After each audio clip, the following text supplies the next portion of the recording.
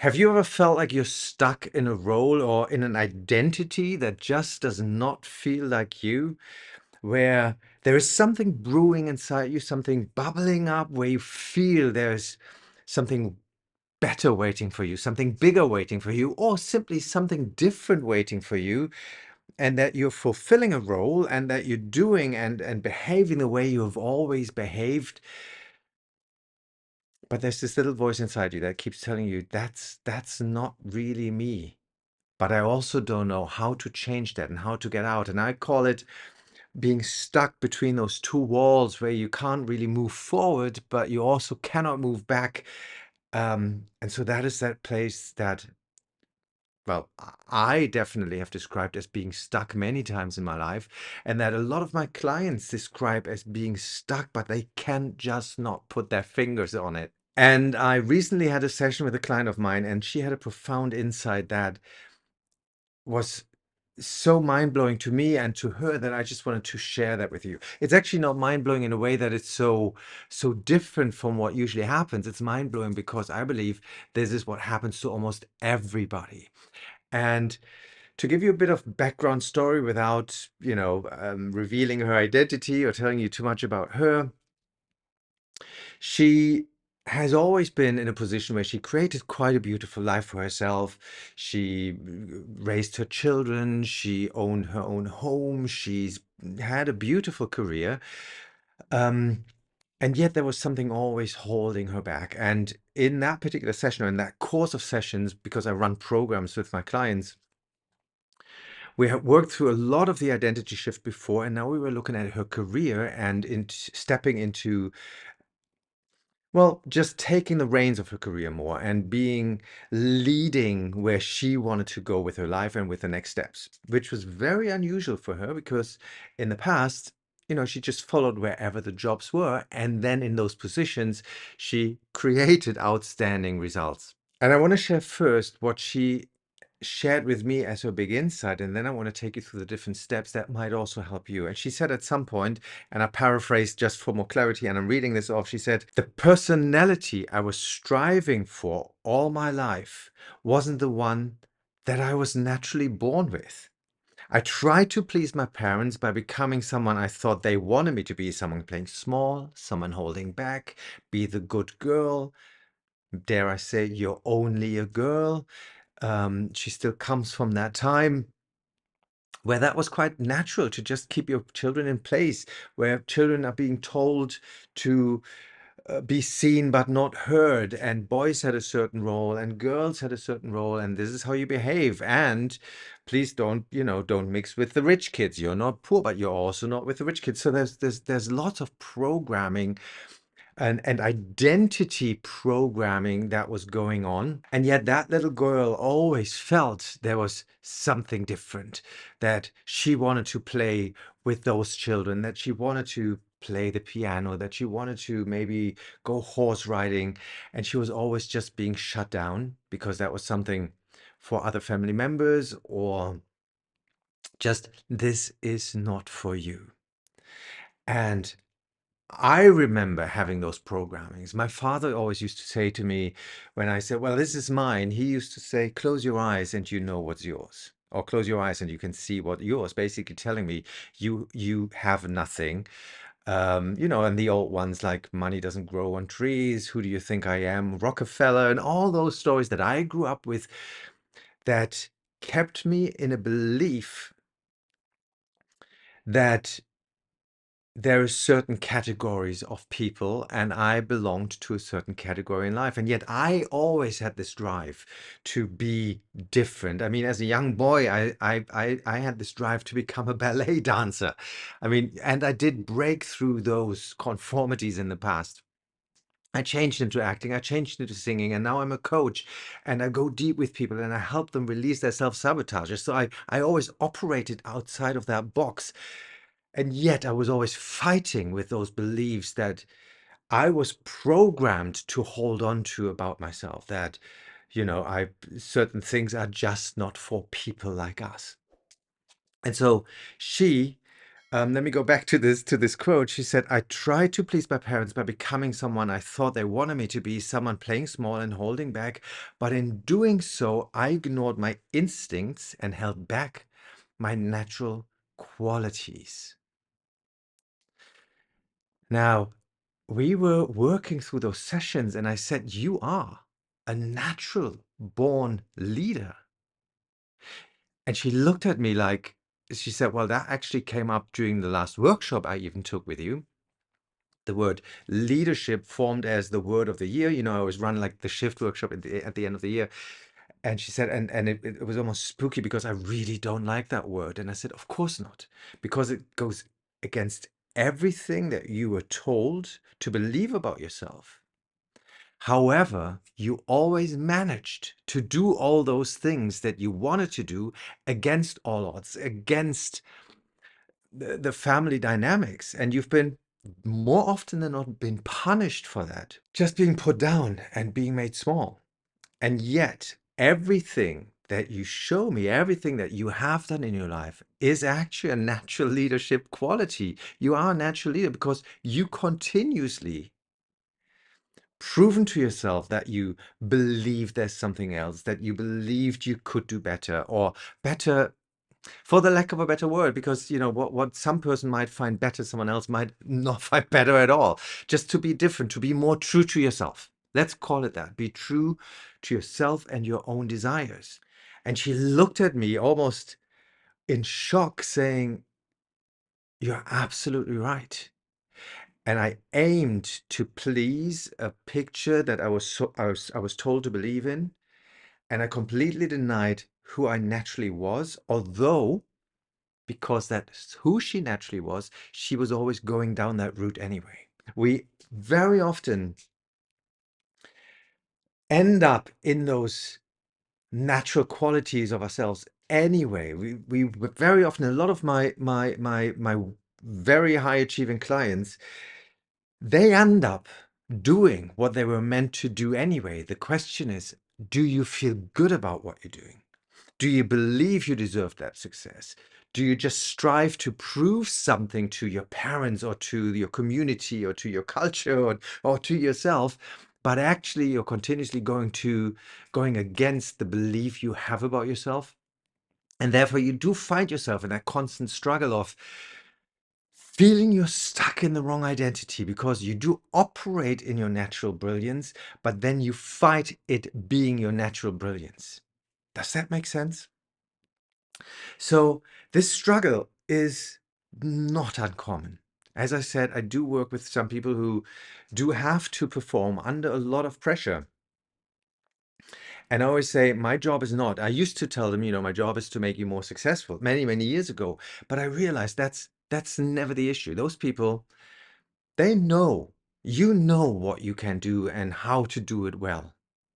The question is, are you happy? Are you embracing your talent? Are you embracing what you came here to do? And dare I say, do you enjoy what you are achieving in your lives? The small things and the big things. Do you actually allow yourself to get to the point where you go, "I've done well"? I know that a lot of you will shudder just hearing that. I cannot imagine saying I've done well. Pat myself on the shoulder. Or if I do, I probably just give you 3 or 5 reasons right after why it isn't that well. It isn't actually quite good. Does that sound familiar? So this being stuck in the wrong role, being stuck in the wrong identity is a mindset issue. It's an identity issue. It's a belief system issue. They're all kind of mingled into one here. And so it's always worth questioning. Am I operating in my natural state? When I if you have that feeling of being stuck, of not being quite yourself, I invite you to dare to dream, not just big, dream wildly and colorful. If you were a child, if you go back to being 3, 4, 5 years old, what were those crazy dreams, those crazy ideas? Because that might actually give you an inkling of where some of your natural talents and qualities lie. I'm not saying you need to go and, you know, chase rainbows and maybe, you know, go for those big crazy ideas that a 5-year-old might have, but it will connect you to an inner sense of who you truly are. Reminds me of a different story. I used to work with, well, I work with a lot of athletes. And in this particular case, I was working with a very well-performing footballer. And I saw something that I've seen a lot with footballers, and that is that, you know, well, I've seen with a lot of high-performing people, when they get to a certain level, they lose the joy of performing on that level. They lose the joy of the one thing that very often was their biggest desire to once achieve in their life. I remember this when I became a dancer, and I did well. I danced my roles. I got to enjoy some incredible stages in the world, and at some point, it just I well, you know my story. My story was always I was always wondering, when will they find out I'm actually not good enough? So I couldn't allow myself to fully enjoy. God knows I couldn't allow myself to think I'm actually good at what I do.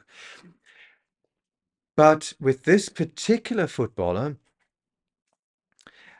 I realized that with the with the talent, the special talent that he had, and it is an incredible talent, also came the pressure of having to deliver, of course, having to please the team, the managers, the fans, but also all the other things that one might think that are attached to it, like how do I show up on social media? Do I need an advertising contract? Do I need, you know, promotion deals and all of that? And it took so much away from the little boy that just wanted to play ball, that just wanted to kick.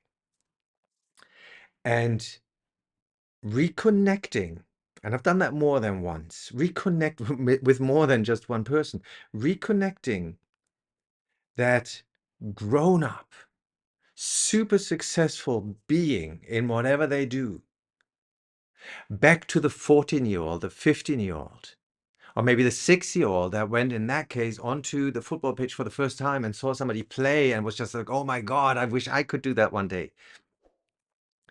Take emotionally all those other layers out for a moment and just reconnect to that joy, to that drive, to those wild dreams. And I said, how do you feel now? And he said, I feel incredible.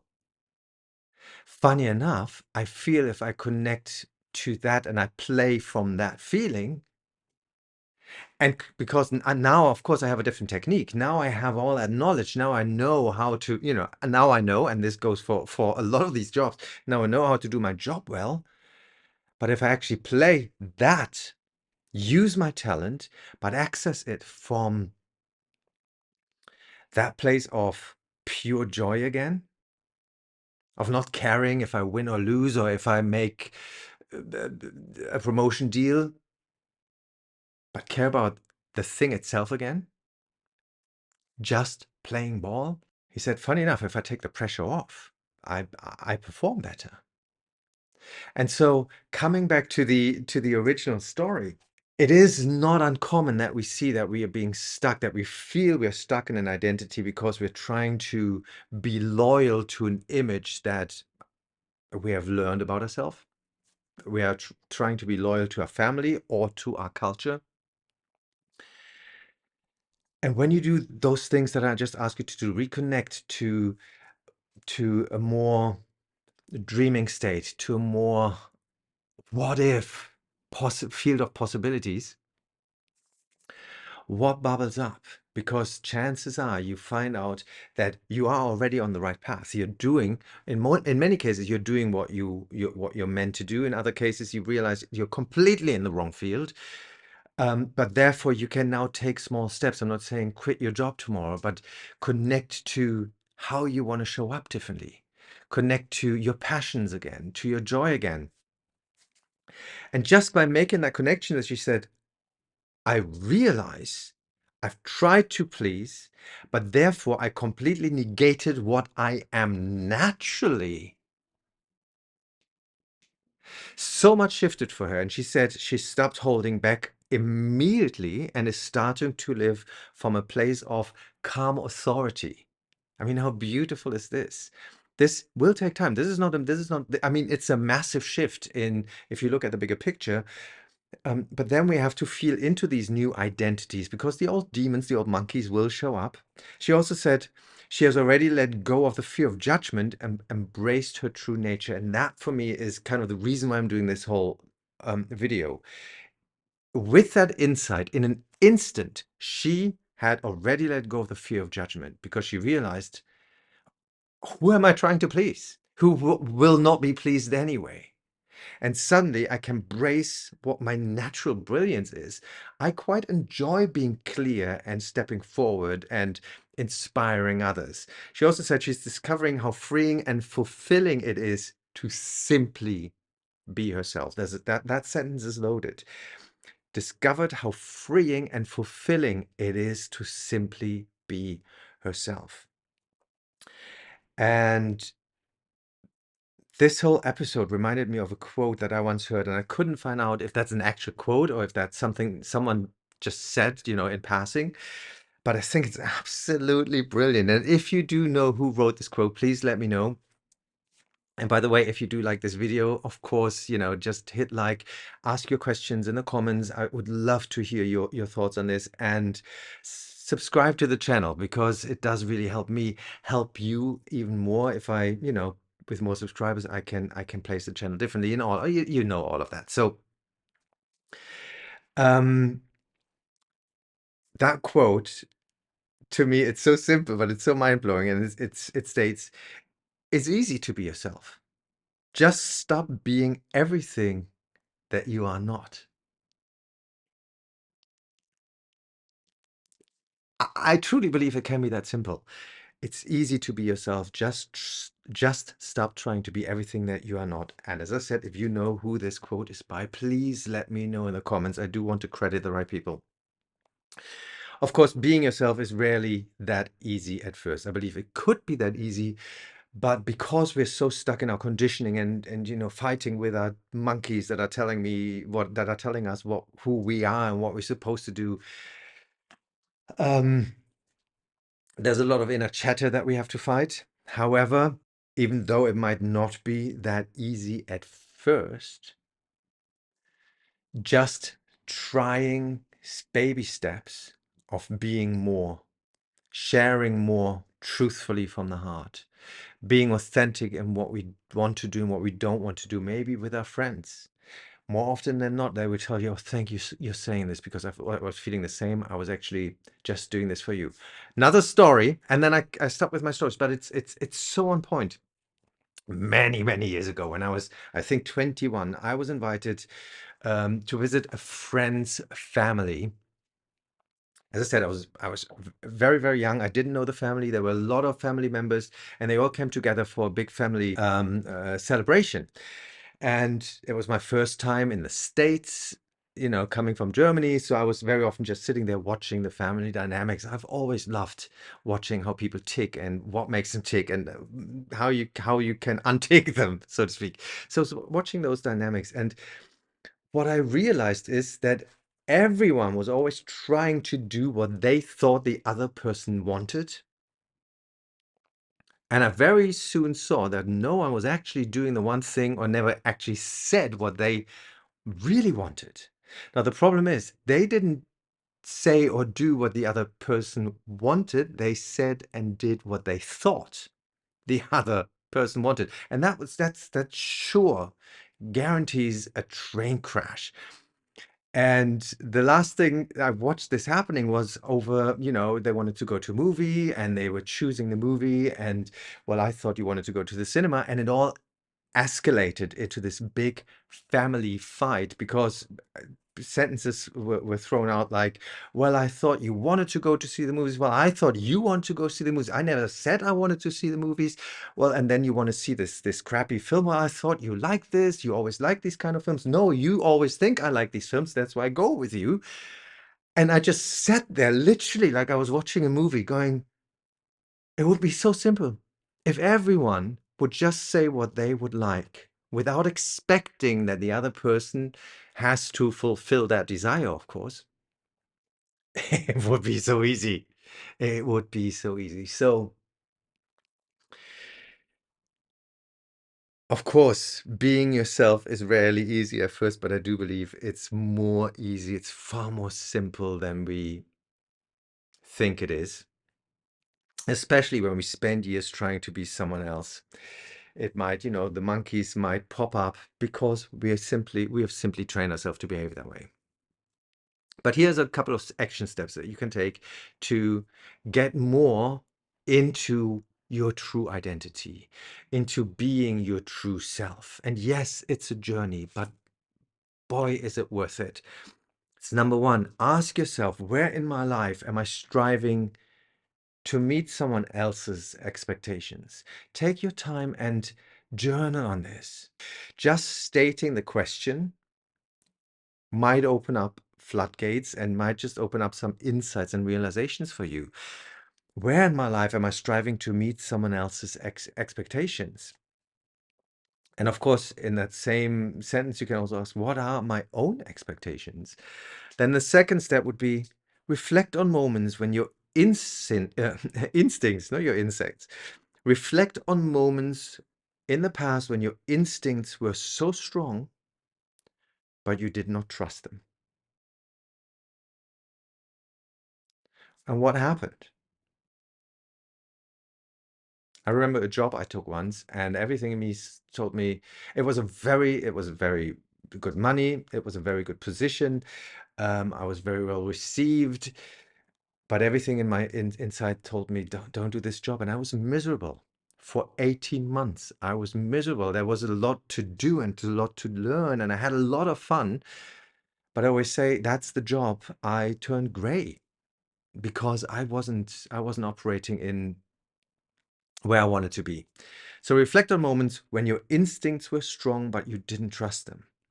Third step, reflect on moments when your instincts were strong and you did trust them, especially if they were going against all odds. How did that feel? And then the fourth one is take one small step this week to honor your natural strength. Even if you don't know quite yet what your natural strength is, like this client, she wouldn't have known. She never would have thought that leadership is one of her natural strengths. But at some point it bubbled up and she went, huh? No, that can't really be it. So just notice those voices that come up, those ideas, those nudges, like your flow nudges, your flow impulses that tell you there might be something different. And if you have an idea, just take a tiny step towards that idea.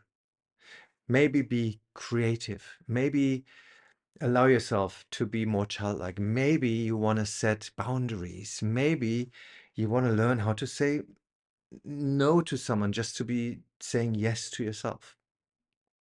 And those steps will help you to get more and more into your true identity and away from the role you've been told to play. But here's the truth. You don't need to fight to prove yourself.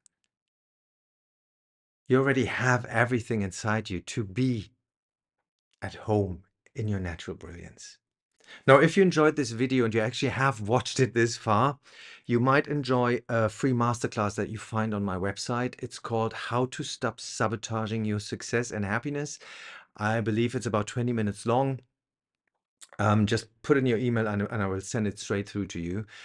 And that might actually help you to explore more of your inner identity.